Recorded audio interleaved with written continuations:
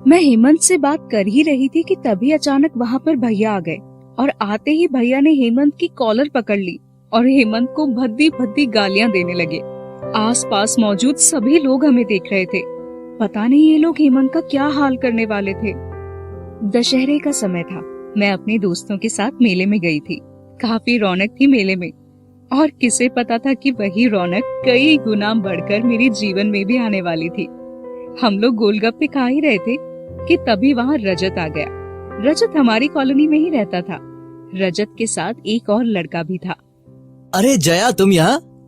हाँ रजत, सोचा आज मेला लगा है तो दोस्तों के साथ घूम लेती हूँ। ये सही किया तुमने। वैसे भी तुम हमेशा घर में ही रहती हो। अच्छा ये सब छोड़ो, इससे मिलो। ये मेरे कॉलेज का दोस्त हेमंत है, यहीं पास में रहता है। टॉपर है ये हमारी क्लास का। मैंने हेमंत को पहली बार देखा था और इससे पहले ना कभी उसके बारे में सुना था, लेकिन उसकी पर्सनालिटी और आवाज में ऐसा जादू था कि मैं तो पहली नजर में ही उसे अपना दिल दे बैठी। और शायद हेमंत की आंखों से भी ऐसा लग रहा था कि वो भी मेरे लिए ऐसा ही महसूस कर रहा है।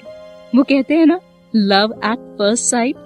बस वही लव मेरे मन में हलचल करने लगा था। सब कुछ किसी फिल्म की तरह लग रहा था जिसमें मैं और हेमंत हीरो हीरोइन थे। घर पहुंचकर मैं सोच रही थी कि अब हेमंत से कब मिलने का मौका मिलेगा कि तभी रात में मुझे एक मैसेज आया जिसमें हाय जया लिखा हुआ था। मैंने चेक किया तो पता चला कि वो मैसेज हेमंत ने ही मुझे भेजा था। मैं मन ही मन खुशी से झूम उठी थी। फिर मैंने हेमंत को मिलने के लिए अगले दिन कैफे में बुलाया। Hi Jaya. Hello Hemant, thanks for coming. Jaya, ये तुम्हारी पसंद के फूल तुम्हारे लिए। अच्छा, तो तुमने अभी से मेरी पसंद नापसंद का भी पता लगा लिया? हो, रजत तुम्हारा दोस्त जो ठहरा उसने सब बता दिया होगा। अब तुम्हें तो सब पता ही है जया, मैं क्या बोलूं। हम दोनों ने उस दिन एक दूसरे को अपने दिल की बात कहती थी और उस दिन के बाद से मैं हेमंत के बिना अपने आप को इमेजिन भी नहीं कर सकती थी। हेमंत और मैं उसके बाद रोज मिलने लगे। कभी गार्डन चले जाते तो कभी सिनेमा हॉल, और जिस दिन नहीं मिल पाते उस दिन फोन पर घंटों बातें करते। जया, मैं कितना लकी हूँ ये बता भी नहीं सकता कि तुम मेरे जीवन में आई हो। मैं वादा करता हूँ कि तुम्हें जीवन की सारी खुशियां दूंगा और कभी गलती का कोई मौका नहीं दूंगा। हाँ हेमंत, मैं भी हमेशा तुम्हारे साथ रहना चाहती हूँ। तुम्हें पता नहीं है कि मैं तुम्हारे साथ कितना हैप्पी फील करती हूँ। हेमंत और मेरे बीच प्यार हर दिन बढ़ता जा रहा था और अब हम पूरी तरह एक दूसरे को अपना मान चुके थे। अगले दिन मैं उदास होकर उससे मिलने पहुंची। क्या हुआ जया, आज बड़ी गुमसुम दिख रही हो? सब ठीक तो है? कल रात घर पहुंचने में थोड़ी देर हो गई थी तो पूरे घर में हंगामा खड़ा हो गया। सब लोग तरह तरह की बातें कर रहे थे। अरे जया, वो सब घर के ही लोग हैं, तुम्हारी चिंता करते हैं, इसीलिए कभी कभी बोल देते होंगे। तुम टेंशन मत लो। जया, तुम्हें क्या लगता है अब हमें घर वालों को हमारे रिश्ते के बारे में बता देना चाहिए? मेरी अब जॉब भी लग गई है और कुछ दिनों में तुम्हारी भी लग जाएगी। क्या कहती हो?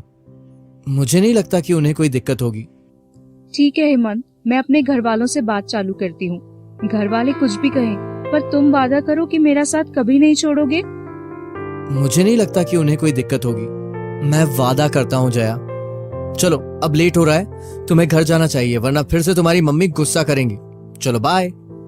उस रात जब मैं घर पहुंची तो मुझे इस बात का बिल्कुल अंदाजा नहीं था कि अब मेरी जिंदगी पूरी तरह बर्बाद होने वाली थी।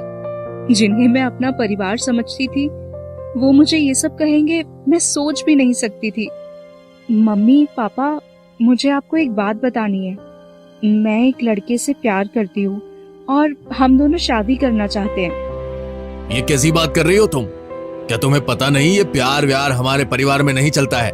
देखा जाए कि माँ, मैं तो पहले ही इसकी शादी पक्की करने वाला था, लेकिन तुम ही ने इसे आगे तक पढ़ाने की जिद पकड़ रखी थी। पूरी बात तो सुन लीजिए पापा। उसका नाम हेमंत है और वो अच्छी नौकरी भी करता है।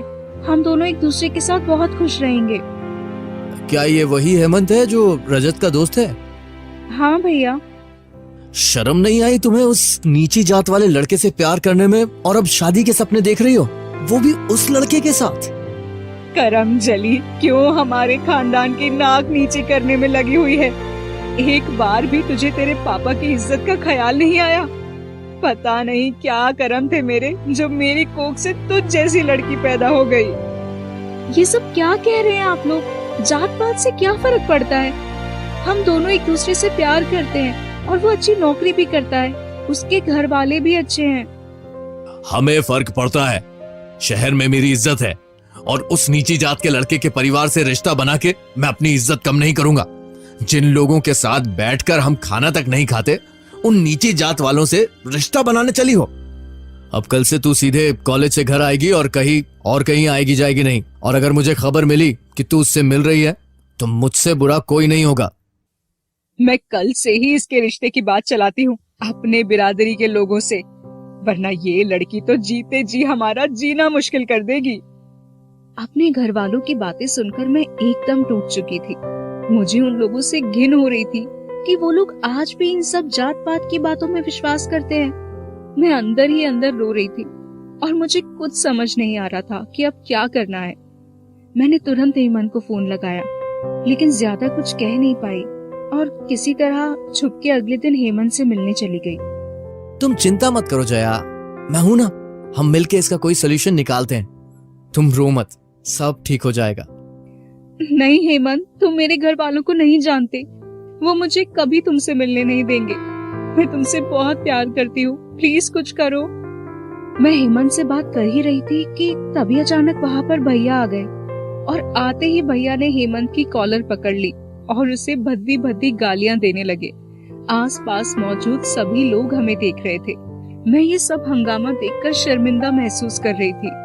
ए लड़के, तुझे तो मैं देख लूंगा। साले औकात देखिए अपनी, जो हम ऊंची जात के लोगों से रिश्ता बनाने चला है। पहले अपनी बहन की अकल ठिकाने लगाता हूँ, फिर तुझे भी देख लूंगा। पापा इतना समझाने के बाद भी ये लड़की उसके साथ मुंह काला कर रही थी। जाओ, जाके इसको कमरे में बंद कर दो और बाहर से ताला लगा दो। और हाँ जया की मम्मी, खाना तक देने की कोई जरूरत नहीं है इसे। भूख से मरने लगेगी तो अपने आप अकल ठिकाने आ जाएगी इसकी।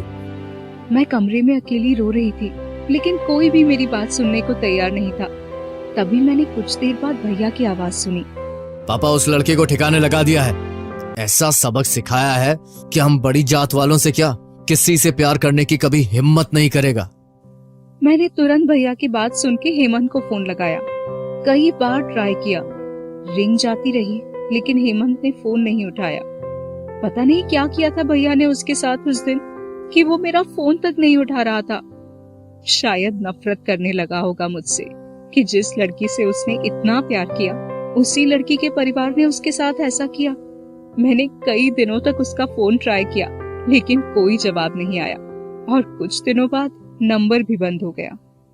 शायद परिस्थितियों ने उसे ऐसा करने के लिए मजबूर कर दिया होगा। मैं अपने आप को पूरी तरह अकेला महसूस कर रही थी, क्योंकि जो साथ मुझे हेमंत के पास होने से मिलता था, वही मुझसे छीन लिया गया था। आज उस बात को तकरीबन 5 साल हो चुके हैं, लेकिन आज भी मेरे मन में हेमंत के लिए उतना ही प्यार है और मुझे पूरा विश्वास है कि हेमंत भी रोज मुझे याद करता होगा। समाज के इस भेदभाव ने हम दोनों की जिंदगी हमेशा के लिए बर्बाद कर दी और इसके लिए मैं अपने घर वालों को कभी माफ नहीं कर सकती।